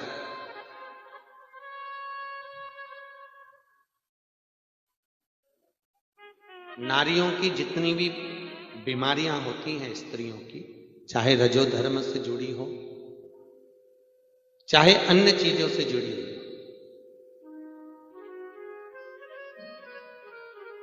माता प्रसूति का स्मरण कर कर, एक वो गूलर का फूल आता ना, घंटी वाला फूल, जिसमें एक डंडी बाहर निकली, देवी जी को चढ़ता है गूलर का, उस फूल को माता प्रसूति का स्मरण कर कर जगदम्बा के मंदिर में जाकर देवी के चरण को छुआकर अगर उस पुष्प को माताएं खा लेती है तो उनका जो भी बीमारी होती है रजो धर्म से जुड़ी हुई, वो सारी बीमारियां उनकी समाप्त हो जाती। नारी स्त्री, कई कई बच्चियों को रजो धर्म से जुड़ी हुई बहुत तकलीफ होती है, तो वो माता प्रसूति का स्मरण कर कर उस फूल को देवी के चरण में छुआकर उसको खा लो, चबा चबा, सुख की अनुभूति, आनंद की अनुभूति। ये उसी तरह है जैसे भगवान शंकर पर चढ़ाया हुआ सूरजने की फली के पुष्प, जो सूरजना की फली बोलते हैं, क्या बोलते हैं, सांबर की फली, सांबर में डलती है, सूरजना की फली होती लंबी लंबी, कड़ी में डालते हो, सेम की फली क्या बोलते हैं, उसके जो पेड़ होता है उसकी 31 झूमर, पत्तियों के झूमर लगते हैं, पत्तियां अलग अलग झूमर में लगती, 31 झूमर शिवरात्रि के दिन तोड़ लीजिए, शंकर को समर्पित कर दीजिए, रात को 12 बजे शिव जी को चढ़ाकर उस झूमर को वापस उठा लीजिए, 31 झूमर को, 31 झूमर, उसको पानी में उकाल लीजिए, घर जाकर आधा लीटर पानी में उकालोगे 250 ग्राम हो जाएगा, उतना पानी बना लो, ठंडा करो, कपड़े से छानो, शिवरात्रि के दिन ही, भले रात को 2 बज रही हो, 2:30 बज रही हो, 1:30 बज रही हो, और शंकर के मंदिर में जाकर उस जल को, जो छाना हुआ जल रहे उससे अभिषेक कर दो, जैसे गन्ने के रस से करते हो, मौसम्बी के रस से करते हो, सरसों के तेल से करते हो, उसी तरह उस जल से अभिषेक कर दो शिव जी का। श्री शिवाय नमस्तुभ्यम, कौन सा मंत्र है? श्री शिवाय नमस्तुभ्यम।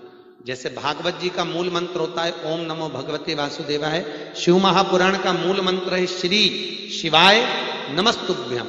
इस मंत्र को बोलते बोलते शंकर पर चढ़ा दीजिए, नीचे एक पात्र लगाइए, उस पात्र में उस जल को झेल लीजिए, मात्र 8 दिन 7 दिन उस पानी को सुबह सुबह खाली पेट लेना चालू कर दीजिए, शुगर लेवल में आ जाएगी। जिंदगी में कभी ना तो शुगर ऊपर जाएगी ना नीचे जाएगी, लेवल बराबर है, शुगर का लेवल कभी नहीं बढ़ा। 50 बार चेक करवाओ, डॉक्टर को दिखाओ, 25 बार चेक कराओ और खूब मिठाई खाओ। और यदि ये नहीं कर सकते तो 3 तरह की तुलसा होती है। कितनी तुलसा होती है? 3, रामा तुलसा, श्यामा तुलसा और विमला तुलसा। कौन सी तुलसा? विमला। विमला तुलसा एक ऐसी तुलसा होती है, उसको कथाकार होए, चाहे वेद होए, चाहे डॉक्टर हो, उसको नहीं बताते। क्यों नहीं बताते? क्योंकि विमला तुलसा का प्रमाण ये रहता है, लोग जो ईर्ष्या रखने वाले होते हैं, किसी के यहाँ शादी में मिठाई बन रही हो तो विमला तुलसा का अगर एक नखून से भी छोटा सा भाग उस चाशनी में डाल दिया जाता है तो वो पानी हो जाता है। इसलिए विमला तुलसा को लोग बताते नहीं है। एक विमला तुलसा होती है, अगर साल भर में एक बार विमला तुलसा का अंगूठे का नखून का जो भाग कटता है उससे भी छोटा सा भाग विमला तुलसा का साल में एक बार खा लो तो शुगर लेवल में बनी रहती है। तुम फिर कितना भी मीठा खाओ, कितना भी नमकीन खाओ, तुम्हारी मर्जी पड़े जो खाओ। और चेक भी कराते रहो डॉक्टर को जाके, खूब चेक करा। विमला तुलसा का इतना प्रमाण होता है। पर विमला तुलसा को खाकर देखना, विमला तुलसा का नियम है, विमला तुलसा को खाने के बाद शक्कर खा के देखना, वो पानी जैसी लगना चाहिए, उसको मीठी नहीं लगना चाहिए, तो समझ लो विमला तुलसा। और अगर खाने पर अगर शक्कर मीठी लग रही है तो वो विमला तुलसा नहीं है। 3 तुलसा होती है, रामा, श्यामा और विमला। ध्यान दीजिए, उस विमला तुलसी का सेवन साल में एक बार करना रहता है, केवल वर्ष में एक बार। वो कभी भी आप खाओ, उसके बाद साल भर खूब शुगर चेक कराओ, डॉक्टर के पास जाओ, खूब मीठा खाओ, प्रेम से रहो, अलमस्त रहो, अपनी जिंदगी अच्छी। ये उसी तरह जैसे शंकर भगवान पर साल में एक बार तुलसी चढ़ती है। कितनी बार चढ़ती है? पूरे वर्ष में एक बार शिव जी पे तुलसी चढ़ती है। कौन से दिन? बैकुंठ चतुर्दशी के दिन, वो भी रात्रि को 12 बजे से 4 बजे के भीतर भगवान शंकर पे तुलसी चढ़ती है। और भगवान शालिग्राम जी पर ठाकुर जी को बेलपत्र चढ़ती है। उस बेलपत्र और तुलसा को उठाकर शहद की शीशी में रख लीजिए। जो बच्चा पढ़ने में कमजोर हो, चिड़चिड़ा हो, खेलने में दिमाग हो पर पढ़ाई में नहीं हो, उसको 1 महीने वो शहद चटा दीजिए। कभी आपको नहीं कहना पड़ेगा कि बेटा पढ़ने बैठ, वो खुद पढ़ेगा और दिल से पढ़ेगा और इतना पढ़ने में मन लगेगा कि अव्वल आएगा, कभी कमजोर नहीं हो। ये शंकर की बैकुंठ चतुर्दशी की तुलसा साल भर में एक बार चढ़ती है। केवल 2 देवता ऐसे हैं जिन पर तुलसी नहीं चढ़ती, एक गणेश जी महाराज और दूसरे शंकर जी। गणेश जी पे भी कभी तुलसी नहीं चढ़ती। अगर गणेश जी पे भूल से भी तुलसी चढ़ जाए तो गौ हत्या का दोष लगता है महाराज। इसलिए गणेश जी के लड्डू में, भोजन में, प्रसाद में तुलसी नहीं डाली जाती। गणेश जी को तुलसी का भोग नहीं है। और एक भोलेनाथ, भगवान शिव, इन पर भी तुलसी का प्रयोग नहीं होता। ये आज के समय में एक पत्रिका देखते हैं ना पंडित जी, तो क्या कहते हैं, काल सर्प दोष। बोलते कि नहीं बोलते? क्या बोलते? काल सर्प दोष है। काल सर्प दोष का मतलब क्या? पहले के जमाने में काल सर्प दोष नहीं होता था। क्यों? क्योंकि लोग भगवान को स्नान कराकर जो पानी होता था उसको ले जाकर पेड़ पौधे में डालते थे। अब आज के जमाने में एक ही थाली में गणेश जी बिठा लिए, उसी में शंकर जी रख लिए, उसी में ठाकुर जी रख लिए, राम जी, लक्ष्मी जी सब उसी में रख के नहलाया और उस पानी को उठाकर ले जाकर एक ही पौधा लिए दिए घर में तुलसी का, उसमें ले जाकर डाल दिया। और शिव महापुराण में लिखा है अगर शंकर का चढ़ा हुआ जल तुलसी के पौधे में डलता है तो सर्प के डसने का दोष लगता है। उसको हिंदू धर्म में काल सर्प दोष कहा जाता है। काल सर्प। इसलिए प्रयास करा करो कि देवताओं को स्नान कराएं तो वो जल या तो किसी अन्य पौधे में डले, तुलसी के पौधे में ना डले। शंकर जी के क्यारे में कभी, शंकर जी तुलसी के क्यारे में कभी शिव जी का चढ़ा हुआ जल नहीं डलना चाहिए, बिल्कुल रत्ती भर भी नहीं। सर्प के डसने का दोष है उसमें, उसी को काल सर्प दोष कहा जाता है। काल सर्प। तो भगवान शिव की कथा करें। आप लोग कभी गए होगे बिजली महादेव? गए हो आप में से कोई बिजली महादेव? पूरी दुनिया में एक ही महादेव है, बिजली महादेव, मनाली के अंदर। कहां पर है? मनाली में। पूरी दुनिया में एक ही महादेव है जो मनाली में सबसे पहले अगर बिजली गिरती है तो शंकर भगवान का इतना बड़ा शिवलिंग है उसी के ऊपर गिरती है। उनका नाम है बिजली महादेव। उसके ऊपर बिजली गिरती है तो शंकर के टुकड़े टुकड़े हो जाते हैं।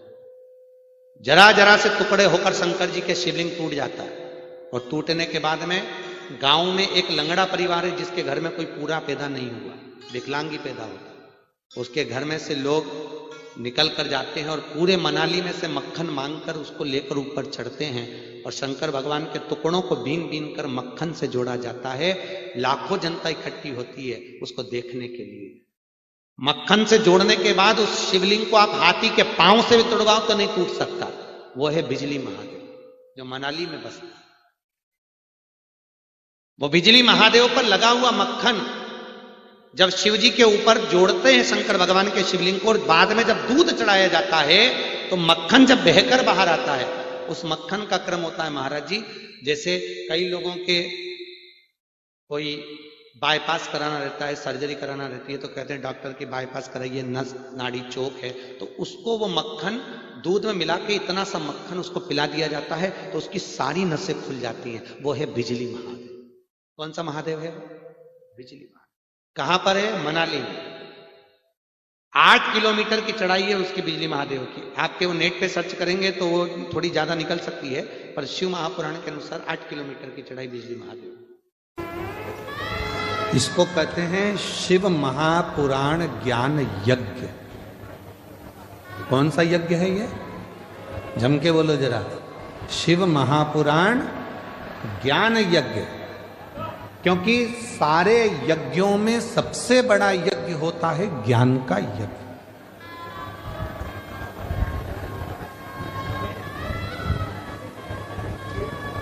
भजन संध्या कराई,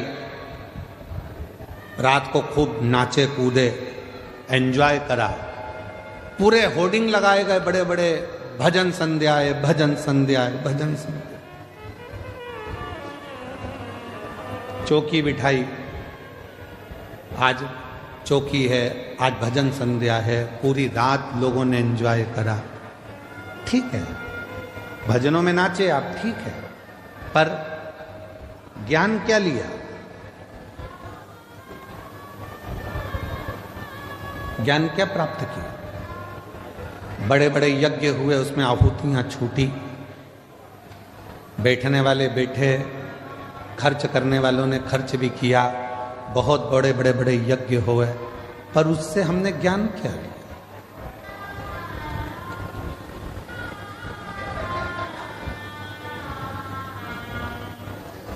इसको शिव महापुराण ज्ञान यज्ञ कहते हैं। तो कहा गुरुजी अगर ये यज्ञ है तो यहां कुंडी कहां है? हवन की कुंडी कहां है? तो शिव महापुराण कहती है जितनी मुंडी उतनी कुंडी। ये ज्ञान यज्ञ है। इस ज्ञान यज्ञ में जितने जितने बैठे हुए हैं और जिन जिन के कानों में शिव महापुराण की कथा जा रही है, जितनी जितनी मुंडी है, जितने जितने शीश हैं, उतनी उतनी वो कुंडी है। ये ज्ञान उसकी बुद्धि में, उसके श्रवण शक्ति में जा रहा है, वो नेत्रों से दर्शन कर रहा है, हृदय में उतार रहा है। और एक ना एक दिन जो उसने ज्ञान लिया है उसकी जिंदगी में अगर उसने उतार लिया तो वो संकट से बचेगा और एक दिन मेरा भोले बाबा उसकी झोली खुशियों से भरेगा। ये वो यज्ञ है।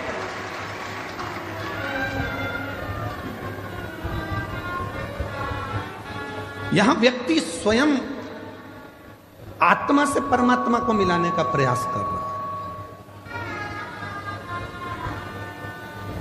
मन को परमात्मा से लगा।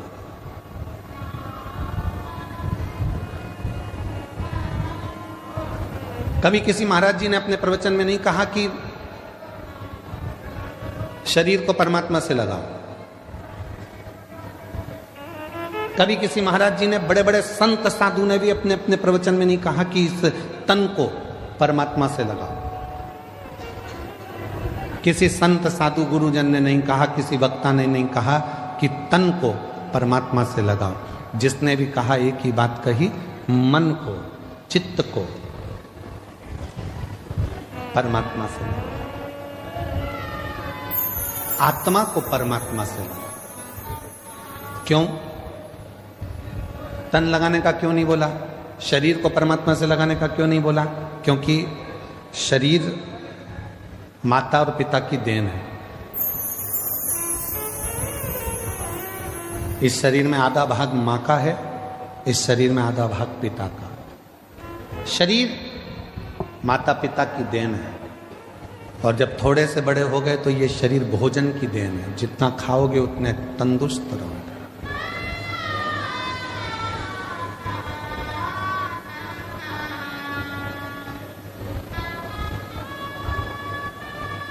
घर, जमीन, जायदाद, पैसा, धेला, शरीर, ये सब दूसरों की देन है, दूसरों। पर उस देव अधिदेव महादेव मेरे शंकर भगवान की देन क्या है? शिव जी ने आपको क्या देकर भेजा था?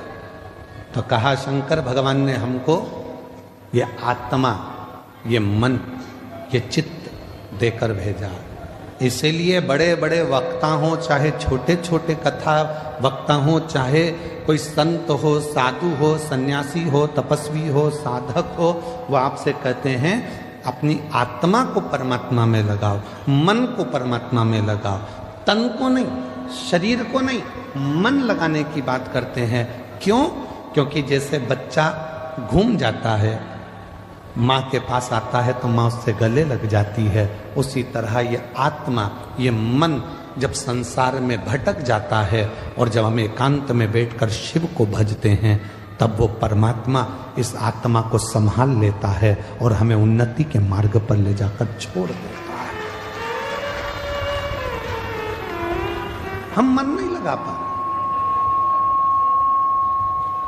और हमने पहले भी कथा में कहा है कि शिव महापुराण की कथा में तुमको सूचना मिल जाए कि कुबरेश्वर धाम से बाबा कथा के लिए आए हैं, तुमको सूचना मिल जाए कि शंकर भगवान की यह पवित्र कथा, ये कुबरेश्वर धाम की ये पवित्र धरा से चलकर ये शिव महापुराण यहाँ पहुँची है, तो आपसे निवेदन है भीड़ बढ़ाने के लिए शिव पुराण में बिल्कुल मत जाना।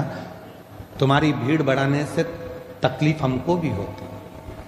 इतनी भीड़ में हम खुद ट्रैफिक में फंस जाते हैं।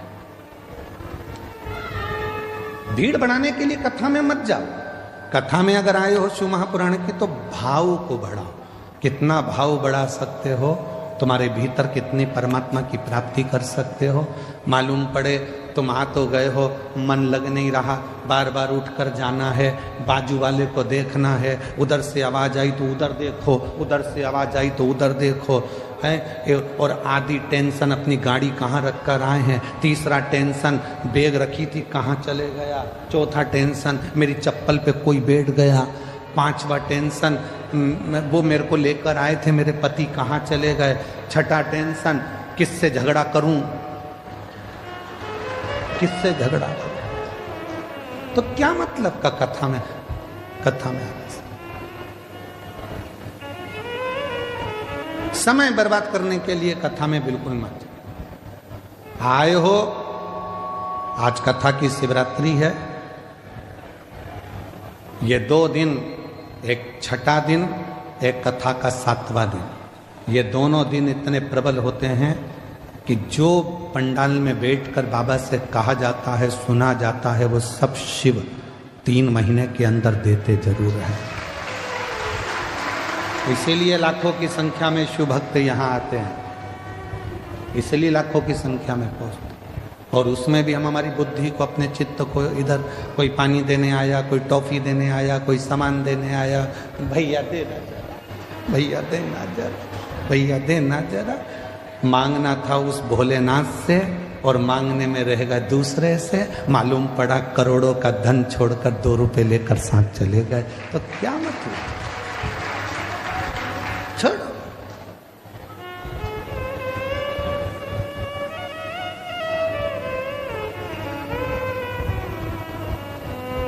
सात दिन की कथा में जितनी चिल्ला चोट नहीं होती उतनी पीछे के 2 दिन में होती है। क्यों? क्योंकि भगवान भी चाहता है अगर अच्छे से कथा सुन लेगी तो मुझे देना पड़ेगा, इसलिए इसको थोड़ा थोड़ा डिस्टर्ब करो, इसको थोड़ा परेशान करो। ये कथा नहीं सुन पाए, कथा नहीं सुन पाएगी तो मुझे देना नहीं पड़ेगा, इसका मन नहीं लगेगा तो मुझे देना नहीं पड़ेगा, मन लग गया तो फिर तो मुझे देना पड़ेगा। इसलिए 2 दिन तुम्हें समझदारी रखना है। चिल्लाने वाले चिल्लाएंगे, तुम्हें समझदारी रखना। कोई तुम्हारे पास से बार बार उठ के जाए तो सिर पे पल्लू लेके पांव पड़ ले, तेरे हाथ जोड़ो, बैठ नीचे बैठ। कहां बार बार जा रहा है? तुझमें नारद घुस गया क्या? नारद भरा गया क्या? बार बार जा रहा है, फिर आ रहा है, फिर जा रहा है, फिर आ रहा है, बैठ जाता। बहुत सावधानी की जरूरत है।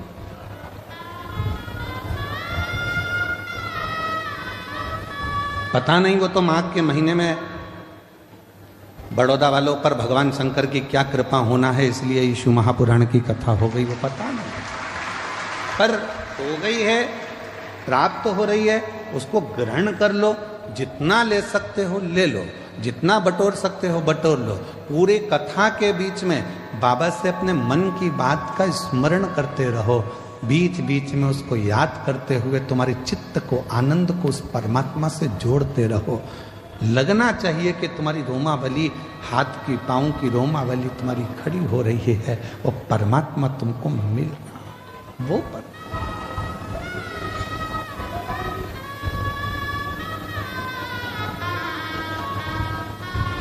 भाव की मूलता रखी, भीड़ की नहीं। पार्वती मैया तप में लगी हैं, जहां पर वो थोड़ी सी भी डाउन होती हैं, थोड़ी सी उनको लगता है कि शिव नहीं मिलेंगे क्या, शंकर नहीं मिलेंगे क्या, तब भोले बाबा किसी ना किसी का रूप रखकर आकर उनको समझा जाते। तुम भी जिंदगी में जब जब डाउन होगे, तुम्हारे जीवन में जब जब तुम परेशानी की ओर बढ़ोगे और जब जब तुम्हारे जीवन में थोड़ी तकलीफ आएगी, अगर तुमने 1 लोटा जल शिव जी को चढ़ाया है तो वो मंदिर में से निकलकर महादेव तुम्हारे दरवाजे पर आकर तुमको समझाने का प्रयास। मेरा शंकर भगवान कभी अपने असली स्वरूप में नहीं आता, याद रखना। मेरा भोले बाबा कभी तुम्हारे सामने गले में सांपों की माला लेकर, डमरू लेकर, भस्म लगाकर, जटा बांधकर, रुद्राक्ष की माला पहनकर, त्रिपुंड लगाकर, ऐसे मेरे शंकर भगवान बागंबर धारण कर कर कभी नहीं आते ही नहीं है। उन्होंने पार्वती जी को तुरंत माता जगत जननी जगदम्बा पार्वती जी को वचन दिए। 2 वचन माता पार्वती जी को शंकर भगवान ने दिए थे। पहला वचन दिया था कि मेरी परिक्रमा पूरी नहीं होगी, ये पार्वती को वचन दिया। इसलिए कभी भी शंकर भगवान की परिक्रमा पूरी नहीं होती। यहां से चालू करा, जैसे ये शिवलिंग है तो यहां से चालू करके यहीं से वापिस सजाते हैं, जहां से जल बहता है उसको लांघते नहीं, क्योंकि पार्वती को वचन दिया। गणेश जी महाराज ने शंकर भगवान की परिक्रमा पूरी कर ली थी कि षडानंद कार्तिक के परिक्रमा करने मोर पर गए थे और गणेश जी ने चूहे पे बैठ के शंकर की परिक्रमा कर ली थी, देवादिदेव महादेव की। तो भगवान शंकर प्रसन्न होकर वर दे दिए थे कि तुम प्रथम गिनती में गिनाओगे गणेश, सारी दुनिया तुम्हारी पूजन करेगी। तब पार्वती का दिल दुख गया था। पार्वती ने कहा मेरा एक बेटा परिक्रमा करने मोर पर बैठ कर गया, दूसरे ने बुद्धि का परिचय दे दिया, चूहे पे बैठकर तुम्हारी परिक्रमा कर ली तो तुमने उसे वर दे दिया। मेरा एक बेटा तो दुखी होगा ना, मां तो दोनों बेटे की सोचती है ना, और तुम्हारे लिए एक प्रिय हो गया। भोलेनाथ, आज ये पार्वती अपने पति से वचन मांगती है। मैं जानती हूं कि तुम भोले हो, तुम्हारी कोई भी परिक्रमा करेगा तो तुम उठाकर कुछ भी दे दोगे, इसलिए आज वचन दो कि तुम्हारी कभी भी पूर्ण परिक्रमा नहीं हो। शिव जी ने वचन दे दिया, वचन दिया कि मेरी पूर्ण परिक्रमा नहीं होगी, अधूरी परिक्रमा होगी, पूर्णता में नहीं। शिव को पहचानो। और दूसरा, मां जगत जननी जगदम्बा भगवान शंकर से मांग रहे, जब दुख की घड़ी, जब तकलीफ की घड़ी, कष्ट की घड़ी, तब आपको आना।